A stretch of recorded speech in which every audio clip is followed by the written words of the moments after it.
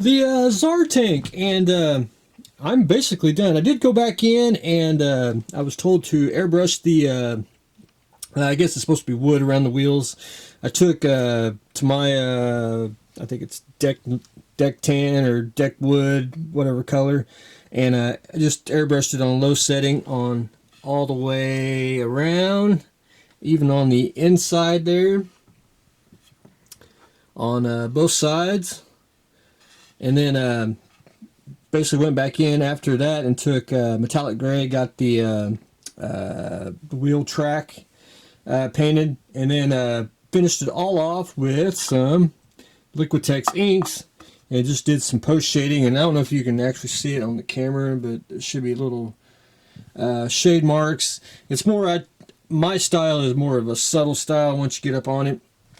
And then I sealed everything, and then I went back in with an airbrush, not airbrush, dry brushing, and I basically dry brushed all the little rivets and everything. If you can see that, it's very light. I don't really try to go over real heavy on the dry brushing, just enough to get it just a nice little wear to it, but overall not too bad. Again, got to mention this part right there. That's basically the worst part of the model, which is just uneven, broke, and everything else. And I'm going to let this sit for a couple days, and then I'm ready to wrap this up, and we'll send it to its new home. Not a bad kit, not worth the price, to be honest, but really just it's a cool kit. I mean, just for the sheer oddness of it and unique of it. But anyway, one thing I can always point out, it is a little crooked. That's just the way the kit is, from with the photo etch and everything. I tried to fix it the best I could, but anyway, I think it's just a cool looking tank. So I'll have to keep my eyes out for one for myself later on down the road, and especially one for the art. But anyway, fun kit. Hopefully I can show every way of it. And this will be ready to rock and roll, and then we can start some other stuff.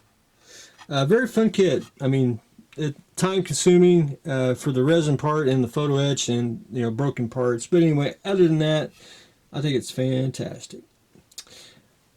So the hamp, hamp's got its wings. I got the wings on, the main wing, the back wings, got its landing gear on, got its drop tank on, got the engine there, and I got to just finish up a little more sanding, add just a couple more, add a little arrestor hook, the rear wheel, and then I'm pretty much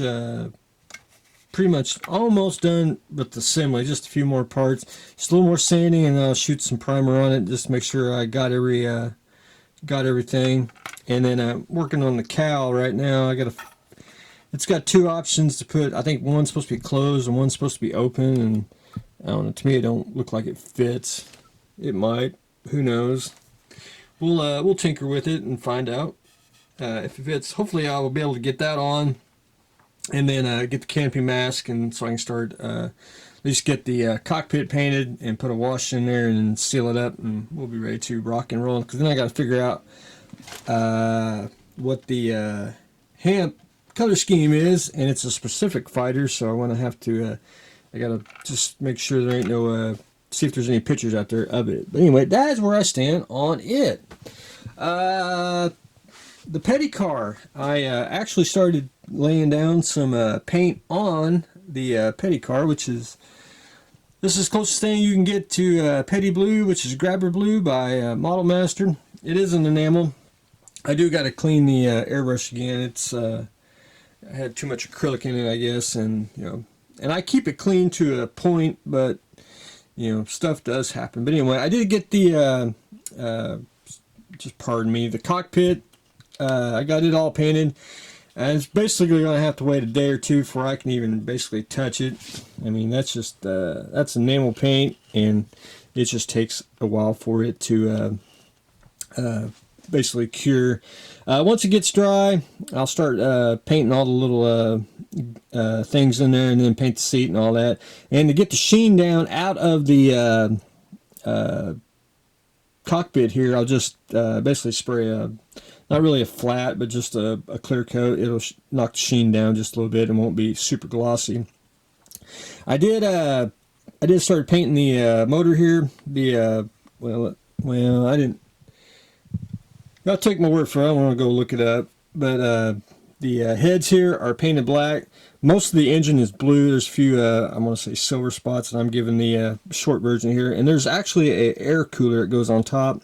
The kit don't have the air cooler thing, which I mean, you really don't need it. Maybe it could be put on at a later date because of the hood will be able to open. But anyway, that's basically what you get with the kit. I just got a few more things to paint on it, and then I'll be able to get that into the car itself. But first, I had to go in with my petty blue after I painted the cockpit all petty blue. Painted the inside of the hood, which I primered the top of the hood. But if I paint this petty blue, it'll actually be a darker blue. So I'm gonna have to paint the hood white. And then it'll make the petty blue shine. But I did start painting the lower half, and you can see where I missed a spot. That was just a cup of paint, and I'll finish getting that all done probably later today. As you can tell, the petty blue likes to jump out all over you when you use the airbrush. Got the inside here painted. It needs one more coat, and I got the inside of the body here painted. Petty blue. So hopefully once I get just basically one more round of all the little inside parts, get that all painted, then I'll be able to go in and paint everything, and hopefully basically get the cockpit in, the glass, and so I can mask everything off, and then start painting little stuff, and then I'll paint probably the darker blue stuff last that goes on the car here, on the hubs and all that. But anyway, that's the quick version. I'm probably just going to have to let it sit for a couple days, because I really can't touch it. It's enamel paint. Everyone knows, enamel paint just needs time to dry. That's the only thing drawback about models, is just the you want to do more, but you can't. You got to let it dry. One thing I got to mention, and if you notice, there's no wiring on the motor. I do not wire motors, especially cars and planes. I just don't do it. It just takes a longer time, takes too much time. I'd rather build the model and paint it whatever color you want than putting all the wires and everything in. I may not get it accurate, and I ain't going to read the the specs on it and find all that. So that's just one thing I don't do. And plus, when you pop up in the hood, you not really going to see it, right off the bat. Basically everyone's going to see the outside of it. But that's just one of the things that I try to make very clear when I do build motors and for cars and planes, when I do build for people. But anyway, that is what I've got going on today.